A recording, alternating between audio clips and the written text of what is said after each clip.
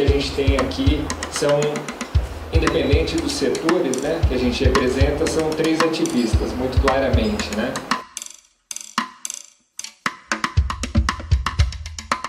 O Pacto Global ele é uma iniciativa que está dentro das Nações Unidas, liderada por empresas, né? E o porquê do Pacto Global? O Kofi Annan, então secretário-geral da ONU, em 99 ele fez uma fala que ele entendia que precisava ter um pacto entre as empresas para trazer uma face mais humana a essas corporações. Essa foi a frase dele, né? Então, trazer uma face mais humana às organizações. Então, esse é o pacto. O pacto ele é baseado em princípios, né? São 10 princípios do Pacto Global, dividido em direitos humanos, trabalho, meio ambiente e o 10º princípio, que é anticorrupção. Tá? E foi assim que se deu. Por 10 anos o pacto veio muito nessa toada de trazer as organizações para se comprometerem aos 10 princípios. Então, como funciona na prática? O CEO da empresa, líder da organização, empresa e organização, eu já explico porque empresa e outros tipos de organização, ele então escreve, assina uma carta endereçada ao secretário-geral da ONU, se comprometendo aos 10 princípios. Então, os primeiros 10 anos do pacto foi para isso, né? O que não deixa de ser importante, porque eu vivenciei, eu estou no pacto, à frente do pacto há mais ou menos um ano, e eu vivenciei isso, foi muito interessante, né? Uma grande associação foi se comprometer aos 10 princípios do pacto, aquela coisa, câmera, todo mundo tirando foto, não sei o que e tal, e aí não brifaram direito o presidente da organização. E aí o cara estava com a carta ali, e ele ia assinar aquele negócio, se comprometendo com aquilo. E aí a hora que ele foi assinar, ele foi ler. Aí ele viu uma parte e ele falou assim, não, mas o que você está querendo dizer esse compromisso de trabalho aqui? O que você quer dizer com isso? Né? Aí tem que explicar para o cara, né? E para ele então falar, não, tá bom, entendi, vamos lá. Ou seja, o que eu quero dizer com isso, né? Que esses primeiros 10 anos do pacto, eles foram importantes porque as empresas precisaram entender onde elas estavam entrando, o que elas tinham que fazer, o que elas tinham que comunicar. Porque não é só o compromisso, mas é também o reporte, né? Então as empresas têm que se comunicar, têm que mostrar o progresso dela anualmente através de um relatório, tá? Esse foi o papel da primeira década do pacto. Depois o pacto ele veio então mais para a ação. Foi uma época da sustentabilidade corporativa, do call to action, o famoso chamado aí para ação. E o pacto ele foi nessa também. Então ele começou a trazer mais ferramentas, instrumentos em geral e também ações coletivas, que eu acho que é o mais potente do pacto, que é o que na verdade me levou para lá, que eu gosto muito. Hoje a gente tem no Brasil 2 principais ações coletivas, uma que ela se transforma em 2 na verdade, uma em água, para a gente discutir a questão de pedra no sistema de distribuição, que no Brasil hoje aumentou, está em 38%. Perda na distribuição significa água que é captada, tratada e perdida, né? Então, água e saneamento no Brasil é um negócio horroroso, né? Os dados estão aí, 50% da população brasileira, desculpem a expressão, mas pisa na merda, né? Não tem captação, não tem tratamento de esgoto. Então, é uma coisa que são dados, sem dúvida nenhuma, do século XVIII, diria, né? Nem século XIX. Então esse é um movimento, é um pacto que se tem ali, e esses pactos setoriais, eles não trazem só empresas, né? Porque eu comentei de empresas e organizações outras, né? Qual que é o perfil do pacto aqui no Brasil? A gente tem 800 organizações mais ou menos, um terço grandes empresas, um terço pequenas empresas e médias, e outro terço que a gente chama de non-business. Non-business tem governo, tem ONGs e tem associações e federações de indústria, como o FIENG está aqui, o CIENG está ali, que é muito ativo, obrigado. E daí qual que é o papel, né? Como a gente conduz? A gente tem os grupos de discussão onde essas organizações participam, tá? E não vou falar aqui de maneira paritária, porque não é, tem mais empresa ali, tá? Tem sociedade civil, mas é discutido ali no GT, no grupo de trabalho, grupo temático, onde então são decididas as linhas de ação, tá? A outra ação coletiva que a gente tem é uma ação coletiva anticorrupção. Então, ela tem duas frentes. Uma frente que a gente trabalha com o IBGC, Instituto Brasileiro de Governança Corporativa, e o Instituto Ethos. E nessa frente a gente está meio que dando uma lida em tudo que se tem aí no mercado referente à questão de integridade, compliance e anticorrupção corporativa. Tá? Então, tentando entender o porquê não está funcionando, né? Ou o que falta, o que dá para melhorar. E a outra frente é uma mais direta ainda, que é uma discussão que a gente está tendo e possivelmente a gente vai extrair um pacto setorial anticorrupção do setor de construção civil no Brasil, né? O que é uma coisa fundamental, sem dúvida nenhuma. Bom, esse é o pacto então, depois a gente pode falar um pouquinho mais dele, mas eu vim para falar dos ODS, né?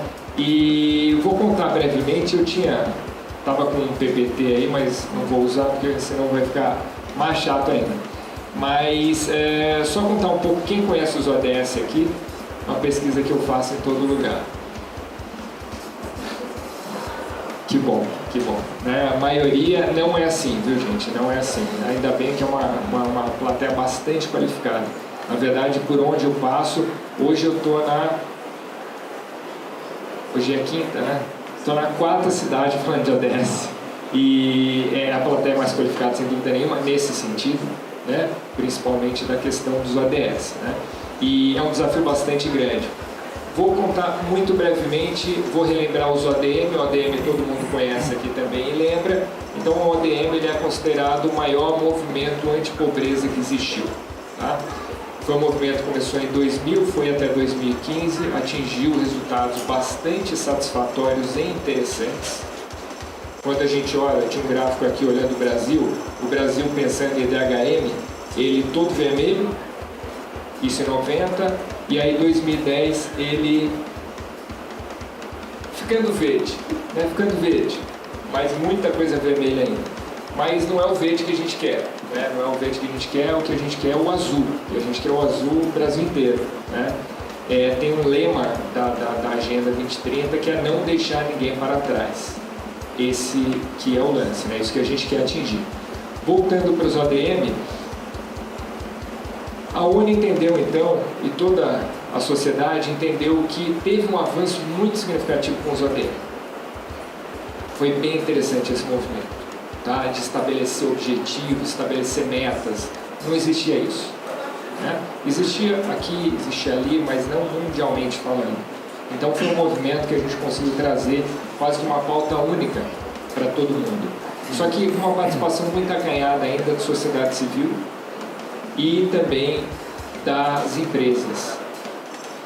Foi então que, quando na Rio+20, todo mundo lembra, 2012, a ONU entendeu que, pô, legal, foi bem sucedido, mas falta muito ainda para a gente alcançar qualquer questão razoável se a gente pensar em mundo, né? A gente precisa avançar muito mais. Foi então que eles definiram ali um roadmap de 3 anos. Então, em 3 anos, teria que se definir em 2015, na Assembleia Geral da ONU, como a gente avançaria com essa agenda. Tá? Então, ao longo desses 3 anos, muita discussão. Diferente dos ODM, foi muito mais participativo. Não vou colocar aqui se foi suficiente ou não, esse processo participativo, mas foi muito mais comparado aos ODM. Né? Então, a gente teve desde consultas online, a gente teve sim participação da sociedade civil de outras maneiras também, das empresas, tá? Muita gente foi ouvido, muito mais do que antes. E a gente chegou então nas 17 objetivos, as 169 metas, o que é um desafio. Para quem gosta de gestão, escuto muito, né? Pô, mas quem tem 17 não tem nada, né? Sem dúvida nenhuma, é um desafio bastante grande, mas, e aí eu já entro até um pouco na questão de como as organizações devem tratar, e não só organizações, os governos também, tem a questão da materialidade, né? Que é um termo que a gente usa muito, sustentabilidade, que é definir, entender o que mais te impacta e onde mais você impacta. Tem esse caminho, né? de ida e volta. E ali se define então a materialidade, ou seja, quais são os temas que você vai tratar. E aqui tem um tema muito importante, um pilar essencial dessa agenda, que é a integração, a indivisibilidade dos ODS. Tá? O que significa isso? Vou pegar uma questão de gênero, que eu acho que é um bom tema aí para a gente explicar essa situação. A gente tem ali o 17, tá? 169. Só que a gente tem muito ODS 5, gênero. A gente tem no ODS 1, que trata de pobreza, a gente tem meta relacionada a gênero.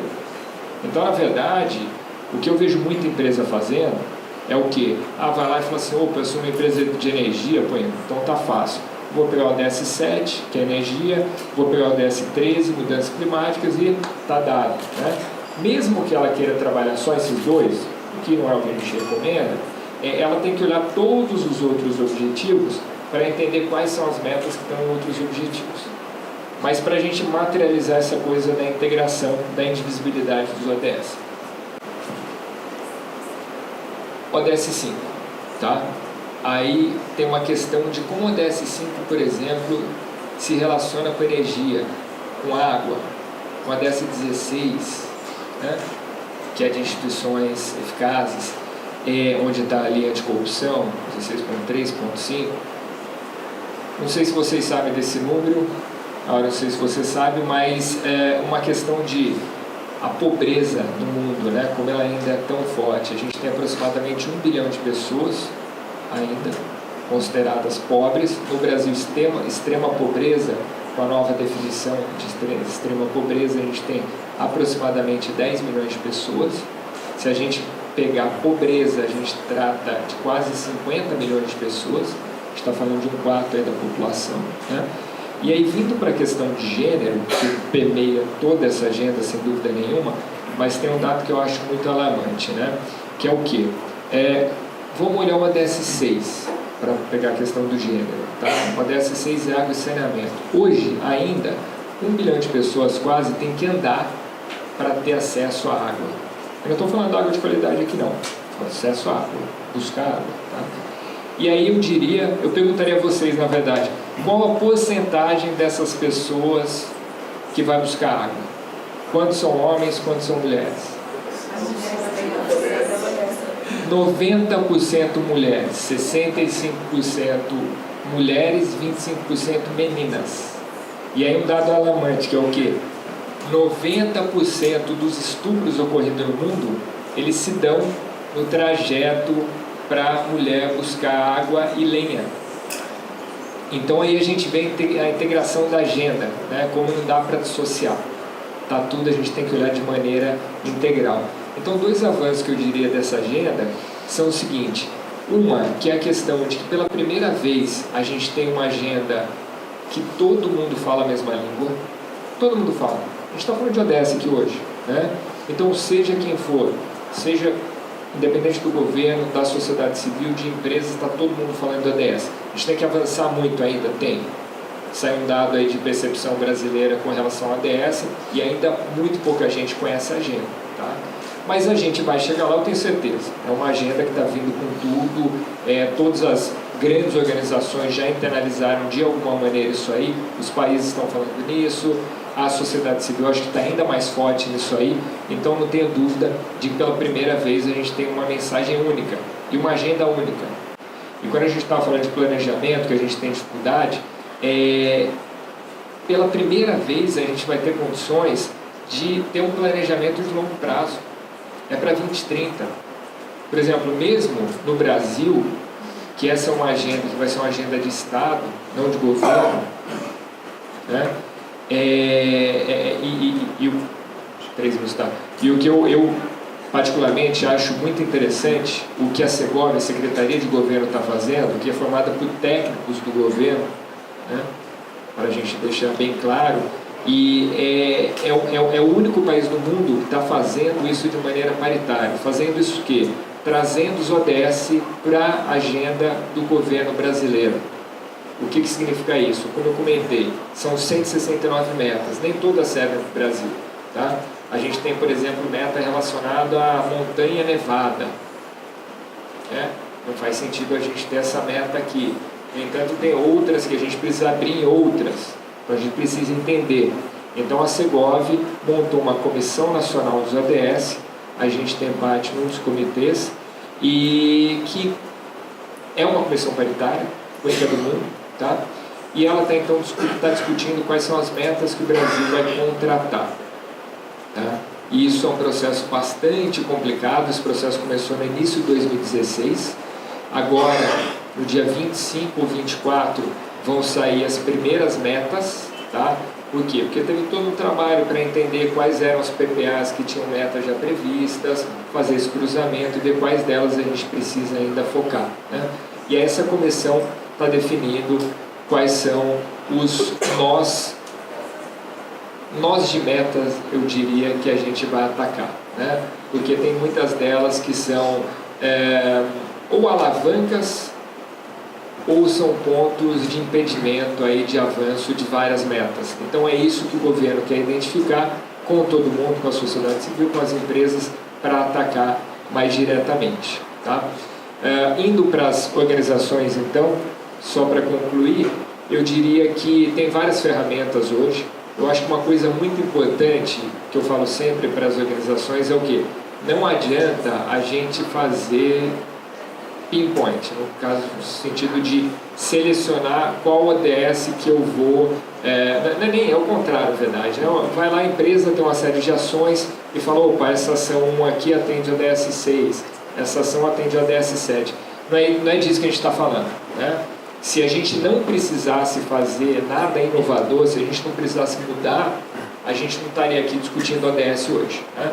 Então, todas as organizações, independente do setor, a gente tem que fazer o quê? Olhar o ODS e revisitar, rever nossa estratégia, para a gente de fato avançar. Senão não vai avançar, né? Senão, de novo, a gente estaria bem. E, bom, acho que é meio que isso. Tem várias ferramentas aí disponíveis. No caso, eu estou pensando nas empresas principalmente. Ali no Pacto a gente desenvolve ferramentas. A FIENG nos ajuda muito a promover esse conteúdo. Tem uma que chama SDG Compass, né? Não tem uma tradução, o nome está em inglês mesmo.